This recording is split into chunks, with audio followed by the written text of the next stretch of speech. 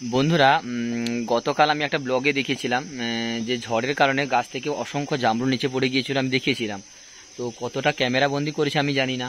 তো গাছের তলায় অনেক জামরুল পড়ে গিয়েছিল, তো ওটা আমি ওই ব্লগে দেখিয়েছিলাম। তো গাছে এত অসংখ্য মানে জামরুল হয়েছিল কি বলবো। এখনো গাছ কিন্তু অসংখ্য জামরুল আছে, মানে যা নিচে পড়ে গেছে পড়ে গেছে, যা আছে এখনো জামরুল, মানে জামরুল যথেষ্ট আকার আয়তন যথেষ্ট বড় এবং খেতেও সুস্বাদু। আমি কিন্তু এখনো পর্যন্ত গাছের মানে উপরেই আছি, আমি গাছের উপরেই উঠেছি আমি।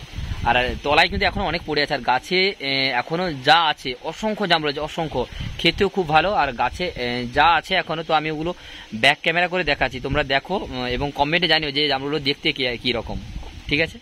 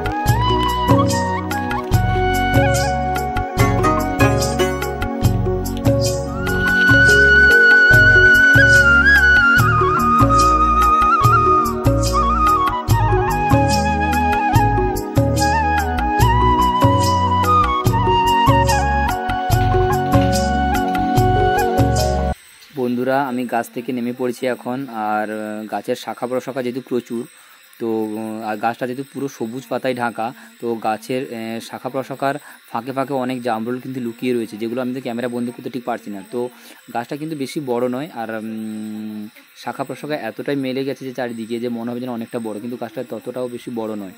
তো গাছটা পুরোটাই সবুজ, পুরো পাতায় ঢাকা, কিন্তু বাইরে থেকে কিছু মনে হচ্ছে না যে ভিতরে জামরুল আছে কি নেই, সেরকম কিছু মনে হচ্ছে না। কিন্তু কিন্তু জামরুল পুরো ভর্তি গাছটাতে। দেখুন তলায়ও, মানে আমি গত দিনের ভিডিওতে দেখিয়েছিলাম যে জামরুল তলায় কীরকম বিছিয়ে পড়েছিল, একদম অনেক প্রচুর। তো এখনও অনেক নিচে পড়ে রয়েছে, অনেক পড়ে রয়েছে যেগুলো। তো এই দেখুন, এই যে এত বড় বড় জামরুল সাইজ, মানে জামরুলের সাইজগুলো দেখুন কি বড় বড়, ছোট বড় অসংখ্য আছে। তো ভিডিওটা কেমন হয়েছে কমেন্টে জানিও। Thank you.